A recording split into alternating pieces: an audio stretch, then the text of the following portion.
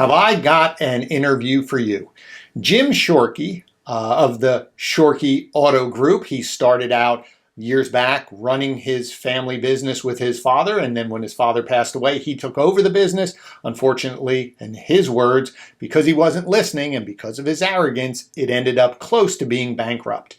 And then he finally went and asked for some expert counsel. Over the years, he grew the business, hugely successful, now has passed it on to his children, and he has a new venture where he has decided to help those who may find themselves in the same situation with a new program called Results from Thinking. Jim is truly one of the most passionate people that I've run across in many years. I'm so excited that now he's, one, being part of this show today, but also that he's been now part of my life. We've had some great conversations. He's helped me. He says I've helped him. It's been a great trade-off. I can't wait for you to meet Jim Shorkey.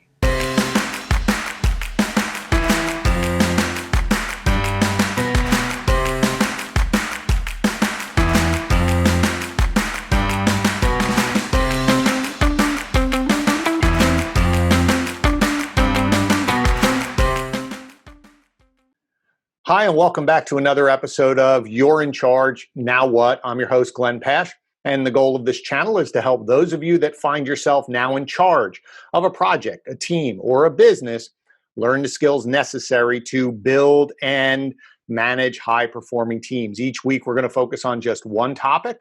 I'm going to share some tips and strategies, or my guests will also share tips and strategies to help you generate consistent results and increase your business's bottom line. So as we always jump in the beginning, if you're new to the channel, just click the subscribe button. It would mean a lot to me. Share the content out. Also put your comments in. Love to hear from you. See what you'd like me to talk about, maybe some other guests to bring in. But today we are talking with Jim Shorkey, and he is a really impressive man. I met him a while ago at a business training event, and we just seemed to click. He reached out to me. We just started chatting, and I'm just really excited for you guys to hear what he has to say. Jim, thanks for joining me today. It's my pleasure, and it really is a pleasure. I'm so happy to be here, and I mean that, from here. Happy and grateful to be here. Yep. Thanks. So before we jump in, do me a favor. Tell the audience a little bit about who you are, a little bit about your journey, and then we'll go see where that takes us. So for us car business guys and girls, I was born and raised between two bumpers of a car. My dad was always in the car business from the time I was a little guy, and I always wanted to be a car salesman. That was what I wanted to do. And it was because of my dad. But still, nevertheless, first grade, what do you want to do? I want to be a car salesman. Junior high, high school, college, I always wanted to be a car salesman. So I graduated from college in December of 1978, went into the business full-time selling cars, moved into finance and insurance business, moved into closing business, moved into the desk manager business. And when my dad died very suddenly on March 24th, 1996, and at that time I was the general sales manager. And I often say if I knew half as much as I thought I knew when my dad died, I would have been pretty darn smart. Right. So big ego, big arrogance. Nobody could tell me anything. I proceeded to run the business according to my way of thinking, what I thought needed to be done. I didn't want any help from Glenn Pasch. It just wasn't interested. Am I pronouncing your name properly? I never have that. No, it's funny. It's Pasch. So rhymes with that. Pasch, Cash, we're good. Yeah, Pasch, Cash, Pasch. Yeah. So anyways, so Glenn, I didn't want any help from you when my dad died. I just didn't. And so I proceeded to run the business according to what I thought was the way to be done. Very arrogant, very, know-it-all. And 2 years later, I was bankruptcy imminent. I mean, literally bankruptcy imminent. And a lot of people don't believe that about our business and Jim Shorkey and et cetera. But I was sitting with one of my good friends, and I said, you don't believe me, do you? He said, well, come on, Jim. I said, well, I'm going to call my accountant right now in front of you. So I called my accountant. I put the phone on speaker. I called Tom Eugen. I said, Tom, I got you on speakerphone, so don't say any bad words. I said, but what was the situation when you came into my dealership back in 1998? Was I bankruptcy imminent? And he started laughing. He said, oh man, you were way, way, way, way beyond that. He said, you were ready to fall off a cliff. And so what I did was I got this idea from a lot of reading I had been doing at the time to seek expert counsel, which is what I was not willing to do when my dad died. And so I went into Mr. Hamilton, who was my dad's former partner. And, I grew up with Mr. Hamilton. I knew him very well. And I went into his office, tail between my legs. And I said, hey, I don't know what I'm doing. I said, I'm lost. And I said, if you could be so kind as to give me a list of 10 things that I should be doing to be a successful car dealer, I would really appreciate that. And so he said, he called me James. He said, James, come back tomorrow morning. I'll have a list for you. So I went back, got the list, and I started to execute the list. And I did exactly what he told me to do. And then I went to Chrysler Financial, and they got me some ideas. I went to GMAC. They got me some ideas. I went to Al Lazard, Irwin Bank and Trust, and I went to NADA, and I got involved with 20 groups, right, think tanks. I just kept asking. And through that process of asking and installing disciplines that made sense in terms of success, I turned it from, at that time, was one dealership selling roughly about 800 cars a year, roughly 40 employees, to when I left, it was selling approximately 5,000 cars per year, maybe a little north of that, and it had probably around 300 and some employees. And now it's 10 separate buildings, 10 separate dealerships, along with a commercial building. And it's just a big operation, 600 employees. And the boys have just kept it going, and very successfully. They're incredibly successful. So that's my story about the car business. So there's a couple things I want to make sure. So what I love about this format is that it's not about automotive. It's not about marketing. It's not about anything. It's about the people. And I think there's a couple things, at least for my audience, the goal is to do what you just said, is help them. Because I think the reason I started this channel was there were so many people when I would go out and work with companies and consult, or just friends who would come to me and say, just what you just said, I need help. Because I think people get promoted into positions at times with the assumption, because they were good at a certain thing, that makes them a good leader of a team of that. So for your example, I was a salesperson. So then, I'm a general sales manager. That means I must be great at motivating and leading salespeople just because I was good. And so I want to focus on what you said, because I think it's a really big struggle for people, is asking for help, right? Yeah. Because I think it's in my experience over the years that I've either been in that position myself or led teams, there is a fear, no matter how generous you are as the owner or the leader, to say, my door's always open. There's a fear if I come in and sit in front of you and go, hey, Jim, I don't know what I'm doing. No, there is that fear of, they're going to fire me. So maybe I'll just be quiet or something. So what was that trigger for you to really, was it bankruptcy or was there something else that you said, I find like the wake up call for you to go, all right, I have to ask for help? Yeah, well, there were a couple things. First of all, bankruptcy imminent is a pretty sobering thing. Right. I got a call from my sister, who was the office manager at the time, and she said, tomorrow morning when we open the business, the bank account's going to be a negative $50,000, and that was the first real crystal clear, light flashing and said, there's a problem.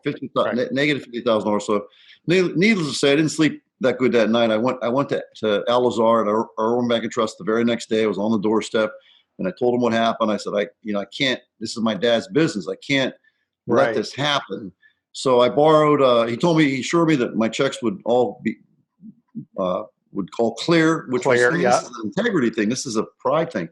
Sure. And I borrowed $100,000, and then I had to get to work. And to your point, though, there was two things that really drove me. One was the fact that I was bankruptcy imminent. Mm-hmm. So that's a scary thing. That's like, your house is on fire. You got to get the fire put out, right? So bankruptcy imminent was a very, very serious matter. Secondly, my dad ran the business for 22 years, very successfully. 2 years after he dies, I'm bankruptcy imminent. So it felt like such a failure, So I just had a real strong burning fire inside of me that said, this is not going to happen. This is not going to happen. I'm not going to let this happen. And so I was reading a book at the time called Think and Grow Rich by Napoleon Hill. Right. Which is one of the greatest self-help books ever written. And there's 100 million copies in print roughly. And so I'm reading this book, and one of the things he called my attention to was this idea of C cash per console. Now, when you're bankruptcy, it's like there's no more second chance. It's like, well, I'm going to seek expert counsel, no matter how bad I felt about it. I'm going to go do that. So I was in a little different situation. But that said, now that I understand the lesson, I never ever do anything without seeking expert counsel. Expert counsel is somebody who is smarter than you, who has already done what you want to do, right? And you have a conversation, read their book, watch their videos, whatever, and you learn how to do this. And through you and I having a conversation, I haven't done everything you've told me to do, but I'll tell you one thing I have done is I've got these videos going live Facebook at 9 o'clock every morning. Right. And I'm regularly getting 800 views on these videos, which I'm really happy about. And it's interesting.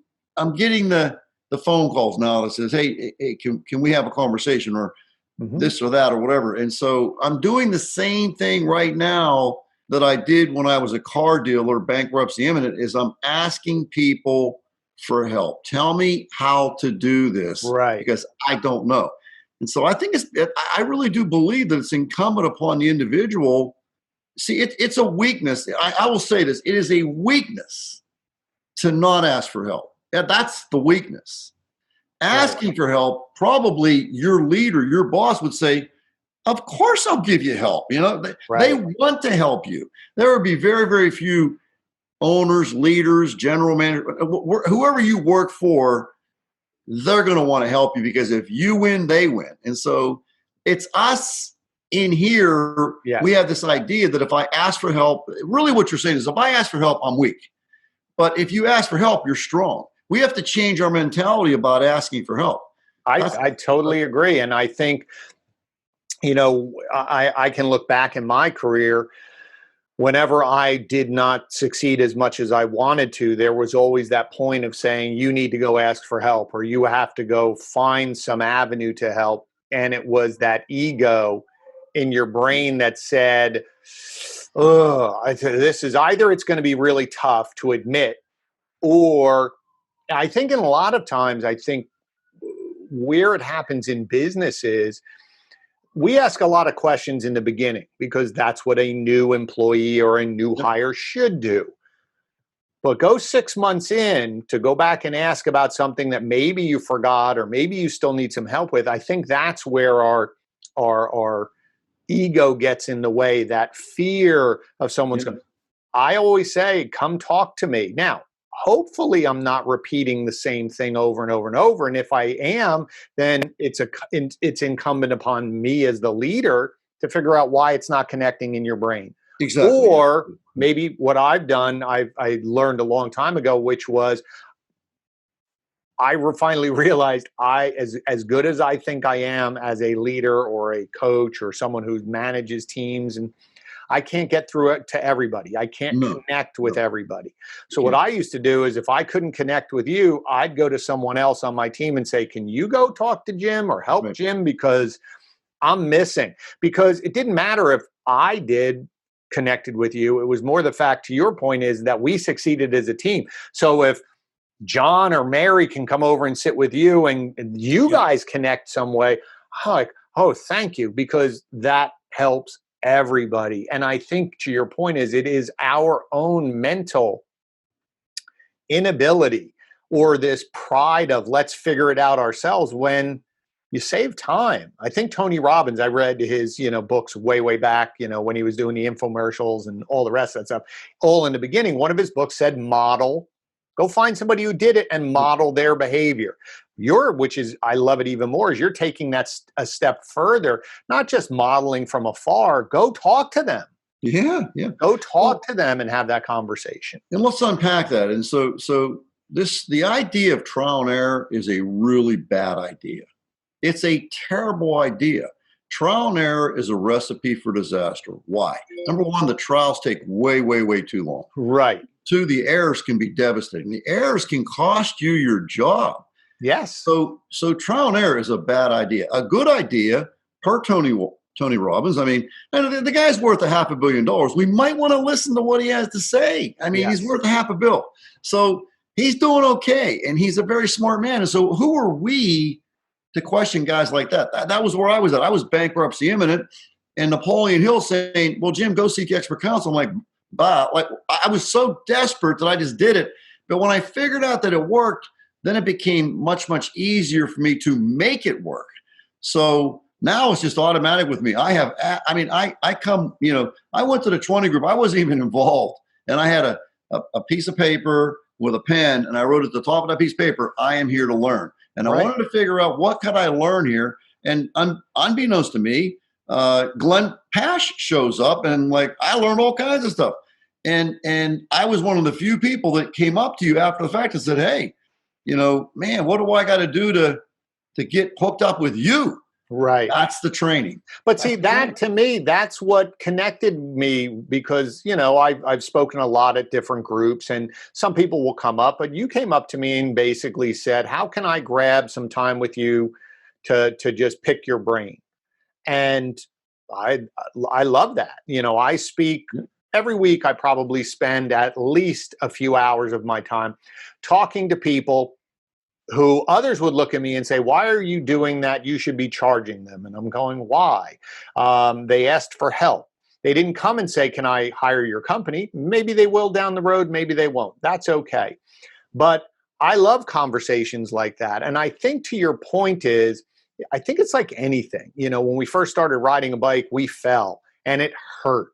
It hurt. Until we figured out how not to. And then we started to push ourselves and say, hey, can we jump over this and jump over this? But the mere fact that we got up and we're riding our bike, the first time that you ask someone for help, it's going to feel odd.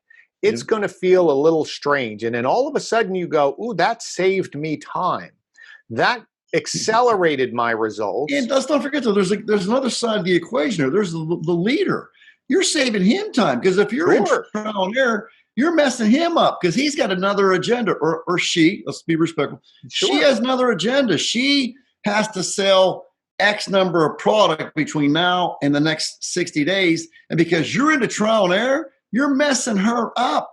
Right. So, and I always say that to my team. Everybody loses. Well, I think I think the more as you as a leader communicating that to your team. I work very hard at communicating with my team. I had a one-on-one meeting today to say to them, please come to me with questions. Come to me with options. There you go. Don't come to me and say, how do I, or what should I do? See, what should I do? Come in and say, here's where I got to, A or B. What do you think? How can I get beyond? Yep. But it's that what should I do? Call me. I don't want to enable you. The first time I'll say, okay, you're new, let me show you. But I think, to your point as a leader, I don't want you to go down a road and come back with something that's not going to be helpful to anybody, because now we just wasted time. Part of it is incumbent upon me as the leader to be super clear on what I want or what we need and what the direction is, and then go. And if you have any questions, come back and let me help you.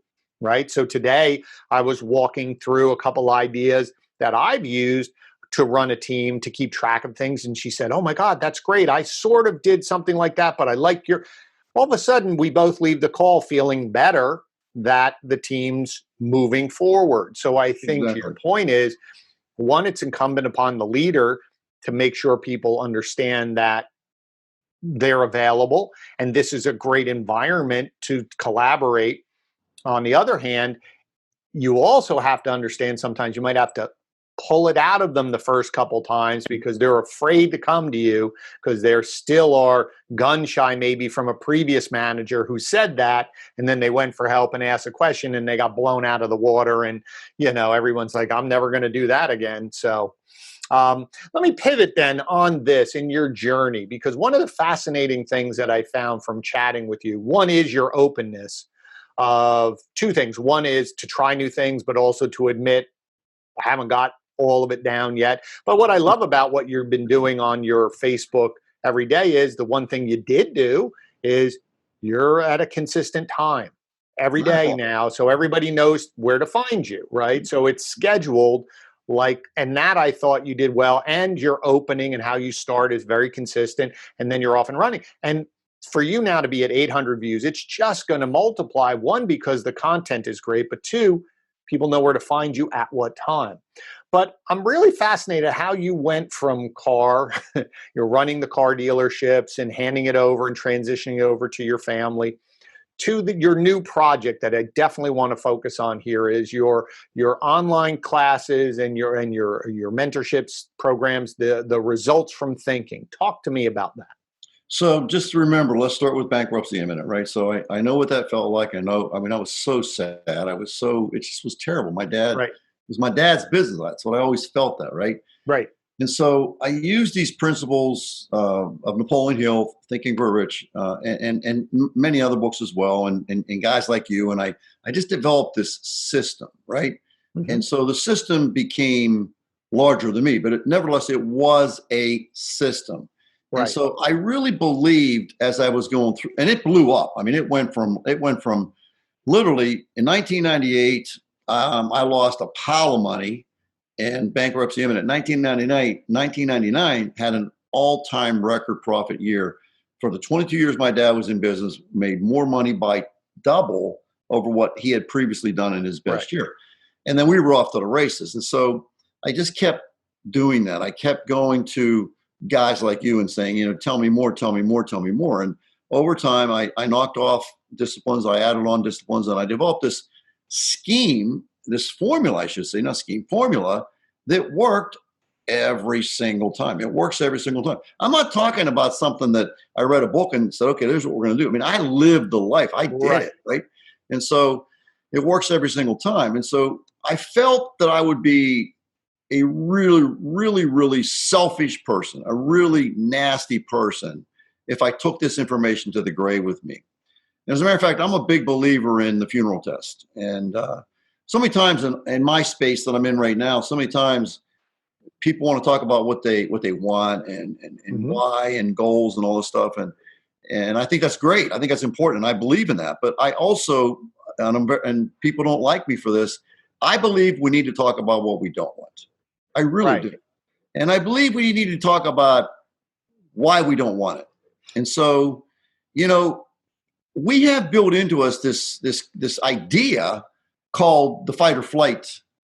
It's our autonomic nervous system. And actually, physical changes occur in our body when we're in fight or flight.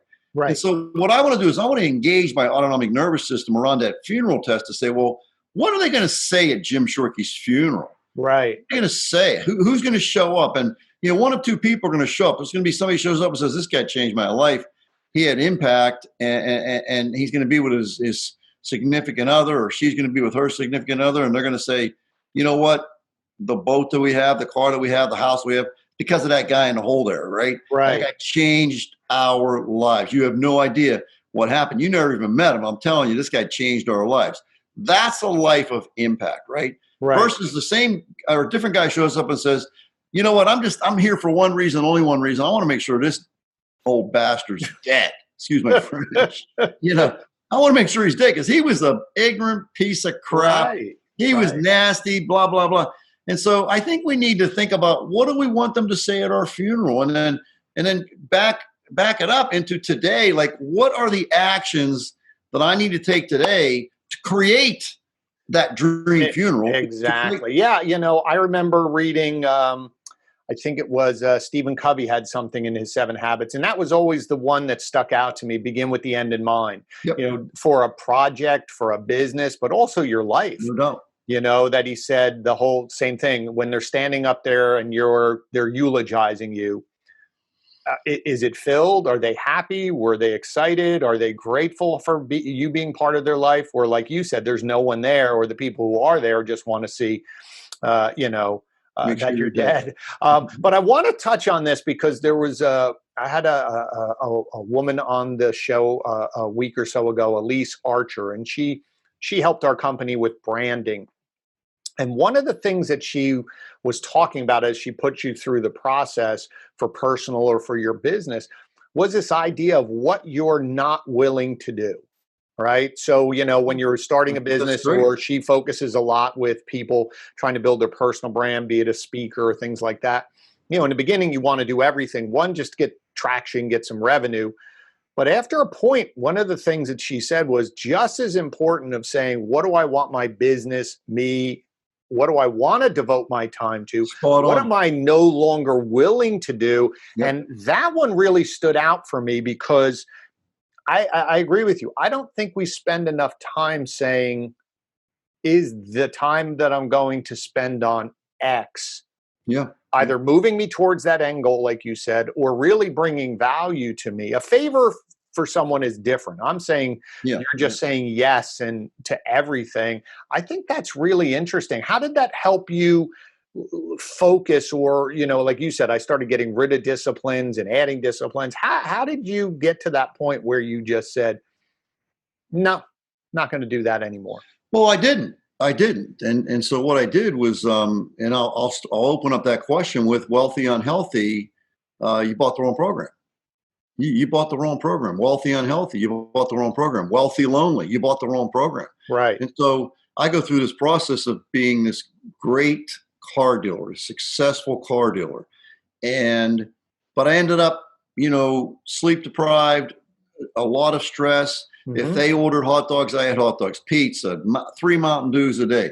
Right. I've got a scar from my breastbone to beneath my navel where they opened me up because I had an abdominal aortic aneurysm, and they operate on these aneurysms when they're at 5 centimeters. I was at over 6. I was a time bomb. If it burst, you die, basically, Right.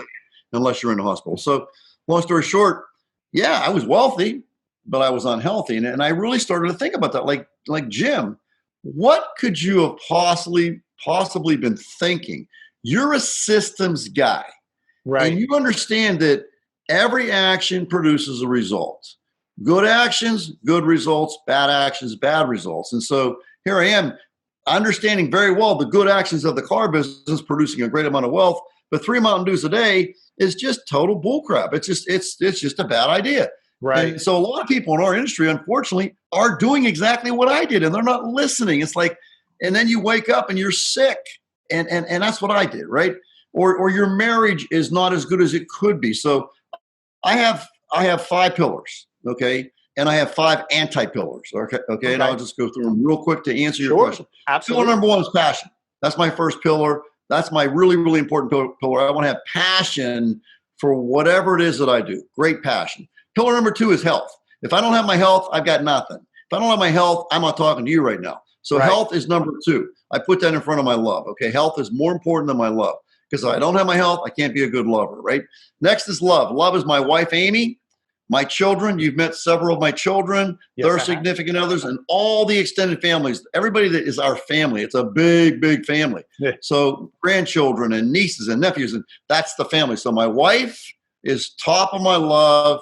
My family is next. My friends, you're my friend. Right. You're important to me. You're my friend, right? Next is self-love, and then next is nature. I believe in here, inside of this guy here. I believe that we belong in nature, and if I'm ever in nature, I always feel great. It's like, oh man, This feels great. Absolutely. Being in nature is great. So number 1 pillar is passion. Number 2 pillar is health. Number 3 is love, with everything I just described. Number 4 is abundance. And you have to decide what abundance is for you. But for me, it was money. Bankruptcy imminent. I like money. I like what I can do with money. So for me, it was focused on money, but you have to decide what you want abundance to represent. And lastly is joy. Joy is the funeral test. If I do the passion really well, the health really well, the love really well, and the abundance really well, then I'm going to end up with this joyful funeral. Joy Right. is where I want to be today, tomorrow, the next day. That's where I want to be. I'm very joyful about having this conversation with you today, Glenn. Very joyful. I really am. I've been sitting there for freaking 15 minutes just ready to go, man, And so now let's talk about the anti-pillars, because we're not allowed to talk about what we don't want. But I'm telling you, Glenn, there's a freaking Bengal tiger out there. And if you walk outside, he's going to eat your butt. But you're inside saying, there is no tiger, there is no tiger, there is no tiger. Yeah, there is. There is a tiger. It's called, this salesman's screwing up, or this manager is abusing people. There is a tiger. So the anti-pillars are for passion is apathy. I don't give a shit. Yep. Terrible place to be. Next, for health is obviously illness. For love is loneliness. For abundance is poverty. Too much month at the end of the money. And for joy, it's sadness. And I think a lot of people on our planet today, they just lead, they lead a life of sadness, of quiet desperation. I don't know who said that. Somebody famous said that, leading lives of quiet desperation. Right. And I don't want that. I know like people ask me, what do you want? It's like, well, geez, you got an hour? I can spell it out for you right now. I know exactly what I want. I know exactly what I don't want. And so I take actions. So I have a conversation with Glenn. I say, Glenn, here's what I want. Glenn says, okay, all right. So here's what I want. And I said, well, what should I do? And he said, well, you do these 10 things and you're going to get to that place of abundance or joy, whatever the case may be. Right. And so I start doing those things and the needle starts to move. Absolutely. And then I do it again. I do it again. I do it again. And so I'm a questioner. I ask a lot of questions. I'm going to keep circling back to that because that really is the answer. Find somebody who is smarter than you, which is basically, for me, everybody on the planet. Let's face it. Some of these kids are smarter than me. Like my granddaughter's like, they're doing YouTube videos. I have yet to do a YouTube videos. Like, I don't know how to do it, and I'm doing videos, but I got to figure that out. I will. But the point is that my granddaughter, Lila, she's such a sweetie, and she says, Pop, you want me to teach you how to do YouTube videos? I said, yeah, not today. Not today. Eventually we'll get to that. But see, I think to your point that, when you're talking about the quiet desperation, I think people, they make it hard on themselves because they don't know where to go, don't know what to do. So there is the defeatist. But I think if everybody just listens to what you just said, in its simplest core, is just ask for help. What kind of car do you drive, Glenn? I just got a Lincoln. You could rebuild that Lincoln from front to back with YouTube videos. You can tear it apart, put it back together. Am I right or wrong? Oh, absolutely. There is tear it apart and put it back. You say, I'm not a mechanic. Well, okay, well, so you don't want to do that. But if you wanted to tear that car apart, you go on YouTube and says, how do I take my air conditioner out? Blum, blum, blum, blum, blum, blum, blum. So you don't even need to go talk to people. You can do it all. You can do it with. Oh, I know. I mean, that same thing, how I learned how to lighting and cameras for this YouTube, my channel. I found someone online that I took his course. I said, okay, he seems very smart. He has over 1 million things. And the way he taught, I watched some of his videos. I said, oh, I like the way he teaches. And then who is that, if you don't mind me asking? Huh? Sean Cannell, Cannell from Think Media. He talks all about equipment, but they also talk about lighting and they give you tips. And that's what I would do. How do you light this? How do you do this? How do you do this? And so I just think what you have there looks great, by the way. Excuse me for interrupting. What you have behind you there, is that by design? Yeah, I changed. It's in my house. I had it on an angle before. I was trying to do a bookcase, but then I just tilted this the other day. I said, I'm going to try and play around. Thank you. And I'm at a point now where I think you're going to be close to maybe the 20th video out. I try to put 2 out a week. And now I'm starting to frame the ones that are just me talking and get them a little cleaner. But to your point it's better to just try and then go back and get more research and then tweak. And, this gentleman, Sean, said, first you got to put out about 35 videos and then you'll start going, all right, I think I understand what I'm doing. But going back to the people, I think that there are people who feel defeated for whatever reason. And for whatever you can, but it is that thing that you said is when you get to that point, you have to start at least taking a step forward, not 20, just take one, just ask for help. Pick, and I love those pillars, because what I like about the pillars, the way you described that, is it is the mirror opposite. So if you're sad, well, how do I find joy? Or if I have scarcity, how do I find? And once you say, well, how do I find? Now you start, there's your quest. And if instead of trying to fix everything, pick one, get a small win. How can I love more? How can I feel healthier? So then it is that. Exactly. But it's simple.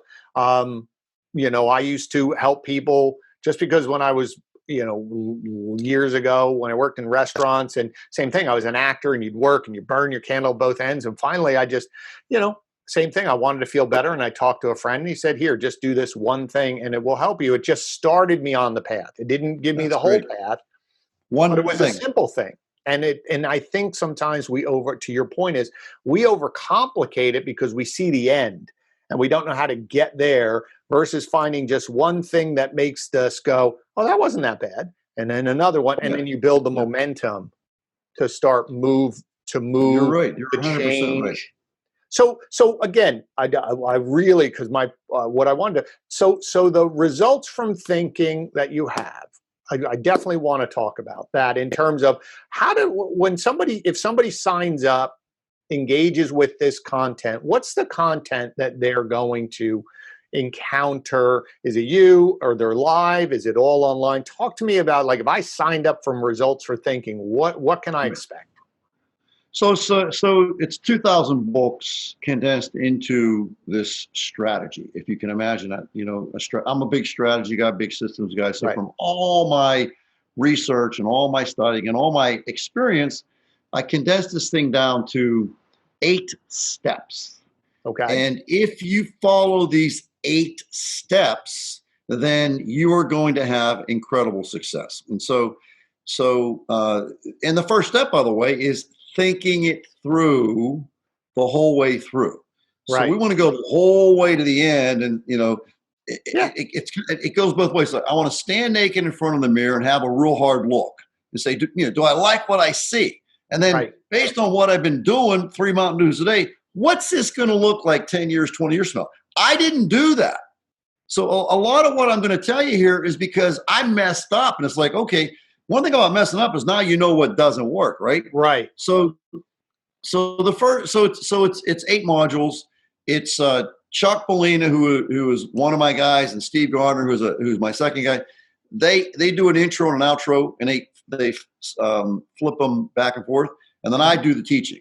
And so it's a very comprehensive teaching process involving about a 25 to 30-minute video on the module, and then these guys will talk for 5 to 7 minutes about what this means to them. And then there's a manual. There's actually a workbook, I should say, that you would download online. And so, but I wanted to make a point about this. When we look at this thing here, and you called it a quest, right? So the quest is in front of me right now, right? And so here is illness. Here's illness. And here is health. So if I decide that I'm going to focus on illness and move away from illness, am I not moving towards health? Right. I'm moving this way, right? Mm-hmm. I'm moving away from illness. Right. And if I decide to focus on health and move towards health, I'm moving towards health, right? So I'm moving on that quest. I'm moving on that journey. And so that's why I think it's very important that we do both. Figure out what you don't want. Right. Okay, I don't want type 2 diabetes. Why? Well, because my so-and-so had that, and this happened. They lost a leg, and it was a terrible existence, and they just were really suffered. And you see that. Like, here's one. Here's a better one. Not that that's the wrong choice of words. No, I know what you mean. Yeah, it's a terrible choice of words. So my goal as a human being is to live to be 122 years old. And the reason for the goal is because there is a lady, her name is Jean Calment. It's Calment. And she did that. Okay. So I'm very big on aging strategy, right? And so I looked up who the oldest documented person in history was, and that's who it was, 122. That's where I got the 122 from. And so that's my goal. So now I have a very clearly established goal, 122. Right. And so I seek expert counsel to figure out what I have to do to get there, but also what I've got to start. I call it my to-do list, my to-not-do list. And this is in the training. Mm-hmm. But so here's something you need to know as a human being. If you're 85 years old in the United States of America today, 85, okay, there is a 50% chance that you will have Alzheimer's disease. That's just what it is, right? So what does that mean? That means my wife and I are on this quest together. We're going to be here, and again, the moonshot's 122. Quite frankly, if I make it to 100, pretty damn good job, right? Yeah. But if I make it to 100 with Alzheimer's, not so good. So when I look at Alzheimer's, and I've studied it like a scientist, what can I do to prevent Alzheimer's? What can I do to delay Alzheimer's? And what can I do to mitigate Alzheimer's? So number one, prevent it. I don't get it at all. 2, delay it. I get it at 95 versus 85. Be a pretty damn good deal, right? I'm still rocking and rolling. And I get it at 95, but because I mitigated, I don't get it as bad as somebody else gets it. So, I mean, some people just completely, they lose everything. Right. They just don't, they have nothing. So this is a really nasty thing, and it's not something to be joking about, and I'm not. No. So I'm on a protocol, a very specific protocol to cause me to, number one, be healthy at 85.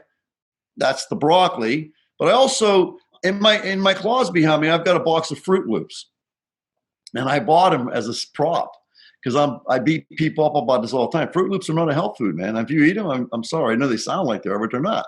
They've got red dye 40 in them, and they're just crap. They don't belong in our bodies. So I've got a very clear definition of what Alzheimer's disease looks like. I know people that have had it in past and people that have it now. And do you understand, Glenn, that if you and your wife are married at 85 years old, you're together, do you realize that if you get Alzheimer's at 85, your wife will probably die before you because of the stress of the Alzheimer's disease? They lose way more. It's a terrible thing. And so if you know anybody that has this dreadful disease, I lost your volume, by the way. I'm not hearing you. Your volume went up. I don't know if you bumped something or can you hear me? Yeah, I can. Do you hear me? You're back. You're back. Okay. You're back. I don't know. Something beeped. Must have hit something. I mean, when there. you think about when you think about what you don't want, think about your wife, right? And I think about my wife. I've been married for 41 years almost, right? In a couple of weeks. I would feel really bad if I did that to my wife with some sort of a intent strategy around Mountain Dew, like, because we all know it's bad for us, It's like no, and I think that's really what you're talking about here is really being conscious of that, what you're doing and what you're not doing, right, and being able to, being able to allow you to know what's right and what's not right. I think that's the bigger thing. Yeah. That I like about what you just said is this fact that you are moving towards something. So here's what I have to do to move towards, but I have to let some things go to move faster away. And maybe your first step is letting go of something. So to your point about the Mountain Dew, when I was working with some people in another job years ago, I would work out every day, and they were saying, "You look great for your age." And I said, "Well, I'm not doing what you're doing." I said, "Well, how do I do it?" I said, "Well, let's go." So I had them write down everything they put in their mouth for like 4 days, and they wrote it out. And I said, "Just look at this. Just look here. What could you live with to get rid of?" And so to your point of 3 Mountain Dews, I said, well, have 2 Mountain Dews. I didn't say stop drinking Mountain Dews. I said, have 2. Another one was when you make your sandwich. Well, they put mayonnaise on their bread. I said, that's great. You like mayonnaise. I said, do you put it on both sides or one side? Oh, both sides. I said, do just one side. Or instead of 2 pieces of cheese, 1 piece of cheese. You won't miss it. Now, a month from now, we'll take another baby step. Right. Yep. Right. And all of a sudden they said, wow, I feel better. I started losing weight and it didn't feel like I did anything. I said, well, you also have to play the long-term game. I said, a lot of times when people are doing anything, and what we're talking about here is anytime we're trying to go search for results, we have to have short-term gains. Like you said, what I loved about it is the whole end.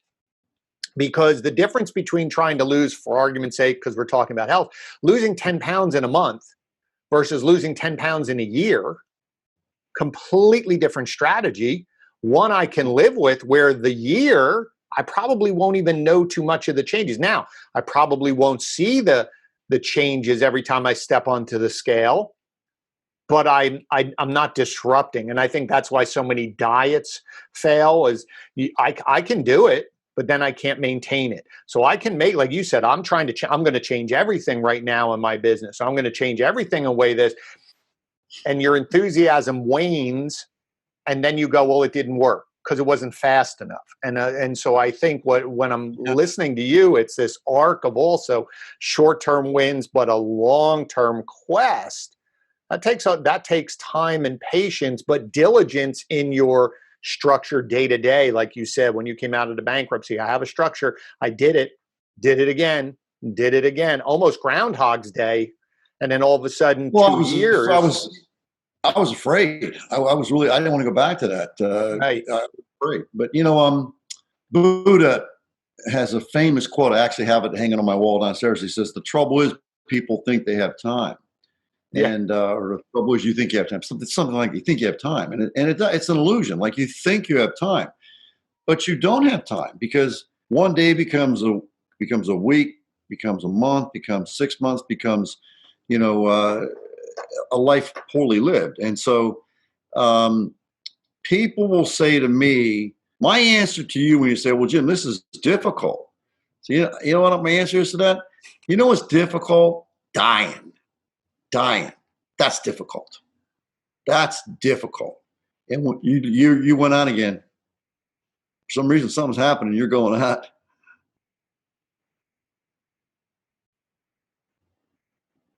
Yeah, you're still up. How's that? Am I back? You're back. Yeah.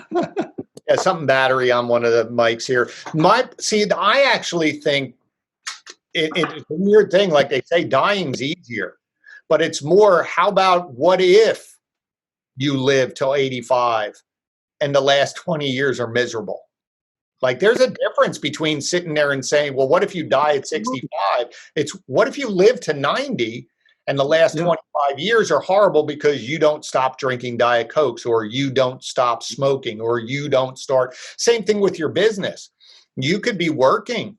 And like you said, I could be making money, but everybody hates working for you. And you're constantly having turnover of staff, and there's all this frustration, and customers don't like you, and you have all this anxiety. And every time you go into work, it's this battle. Like if you have to feel that you have to go to work and you're basically suiting up for a battle every day, something's not right. And I think to your point is it starts up here. I think the whole idea of standing in front of a mirror naked and saying, okay, some of this, if we're in a situation, some of it's my fault. As much as I believe everything's my fault. Every single bit of it. I'm just saying most people won't go that far. I do. Yeah. I say in my company, everything is my fault.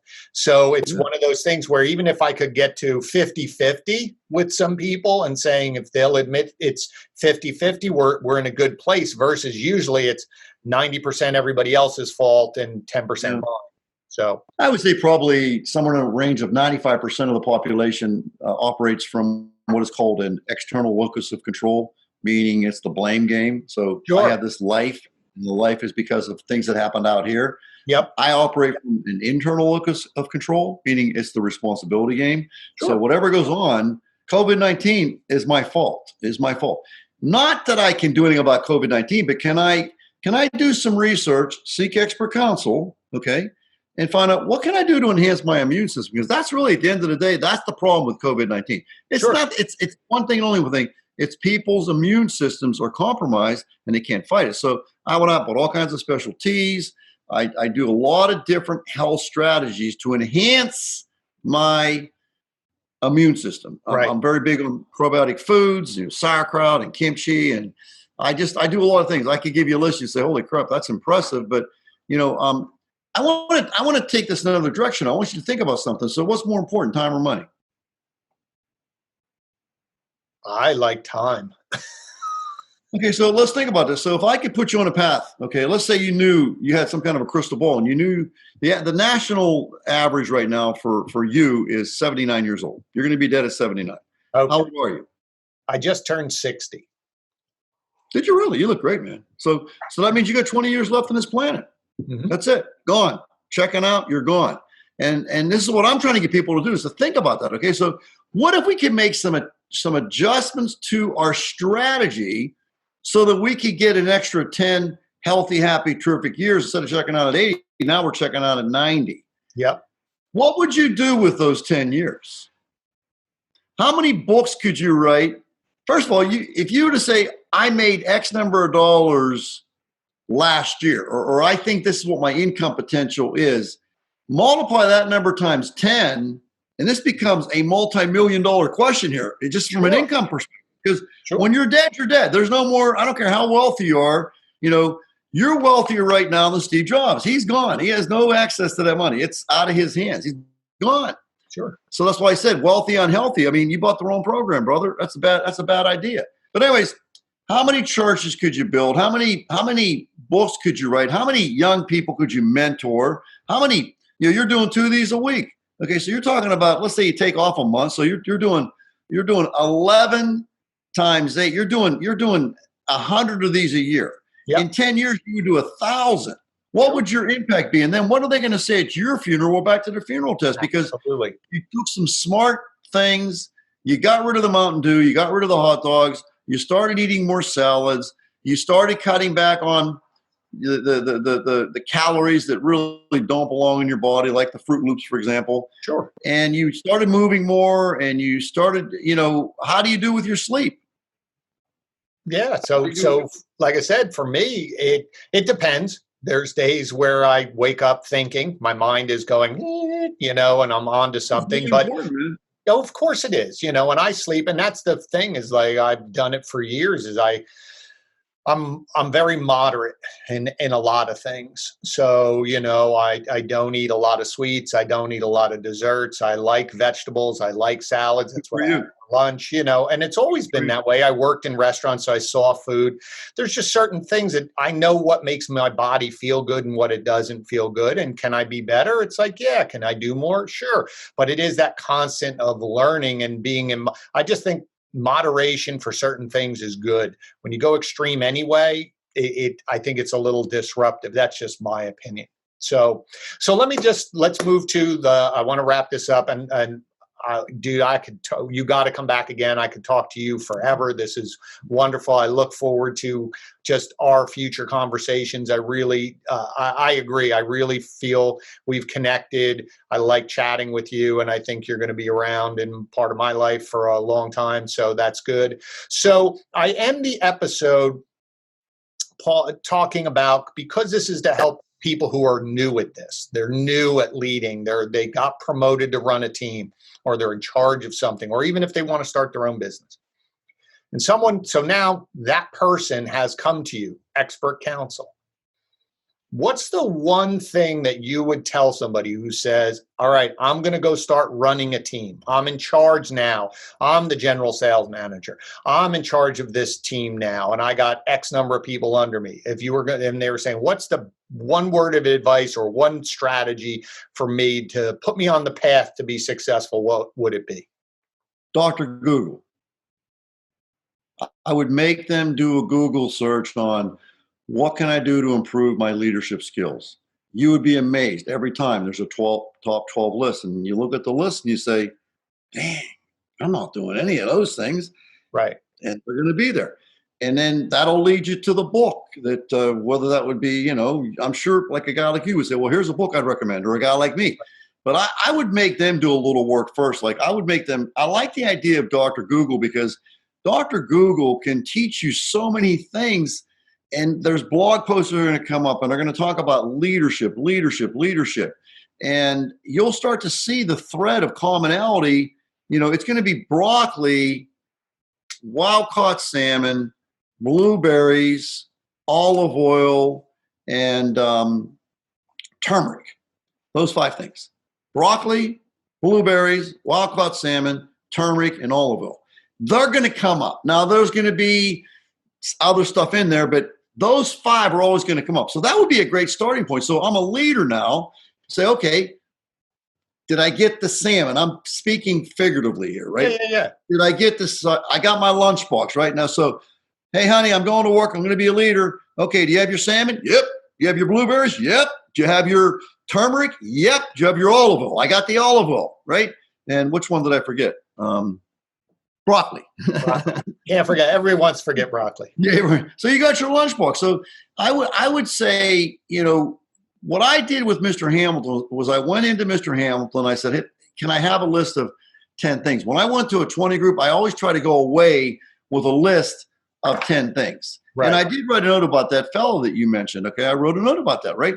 So I've got one thing. That's it. That's how you do it. Right. find, you would be smart to go to a leader and say, what are those attributes that make for great leadership? I don't know. I think a really important one is, so I can't just give you one. I would go to Dr. Google for that, but you got to show up. You got to show up. If you're on time, you're late. Okay, that's a biggie. And you've got to have the right attitude. I mean, you can't have this Debbie Downer attitude. So I work on my attitude every day. So attitude is very important, and you got to lead by example. So you got to drink the Kool-Aid. You know what I mean? So if you're going to be the guy that used to listen, I want you to clean this car. You got to be willing to clean it yourself. I think that's good leadership. Like, yeah, I clean the car. I can empty the garbage cans. Tell you, let me do that. You're busy. I'll empty them. Yeah. I think people respect that kind of leadership where you just really are a very serious player. But the best way to get better at doing anything is this common theme of seek expert counsel. Great. Find somebody who is smarter than you that's already done it and just have a conversation either via YouTube videos. You go online, now you go Conan. There's all kinds of stuff you can buy. You mentioned this fella here. There you go. There you go.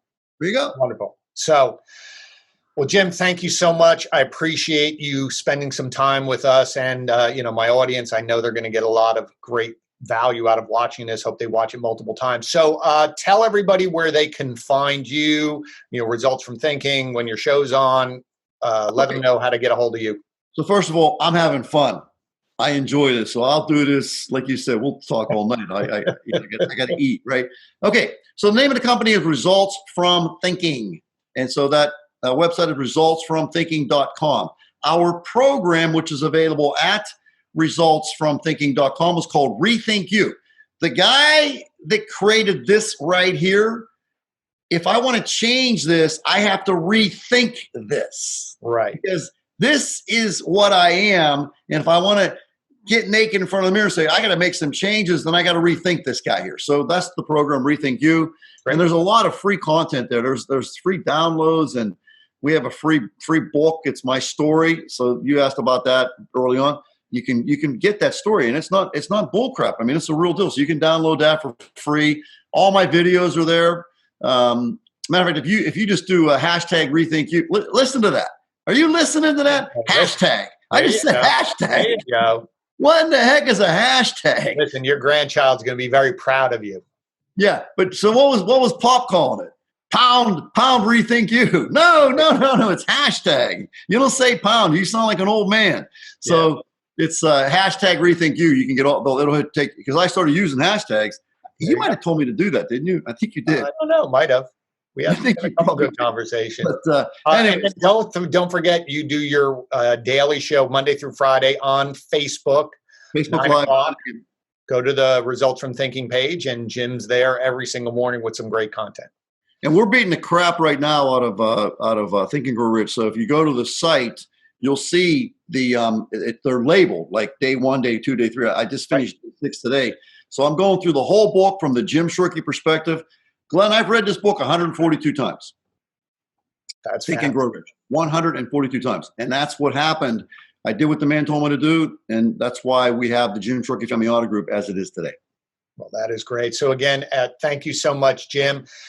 So everybody, as I said, appreciate your attention to this. If you liked what you heard here, please share it out. There's a lot of people who would love to listen to what Jim's talking about. Please go visit Jim and Results from Thinking. Click on the subscribe button and the notification, so every time I post videos, which are Tuesday and Thursdays, you'll be notified. And again, throw down in the comments, let me know what you liked, what you didn't like, any topics you want to talk about, and I will go out and find someone who can help you as well. So as we end every episode, you're in charge, but now Jim and I gave you some new tools to help you become more successful. Thanks so much, Jim. Again, appreciate it. Thank you. All right.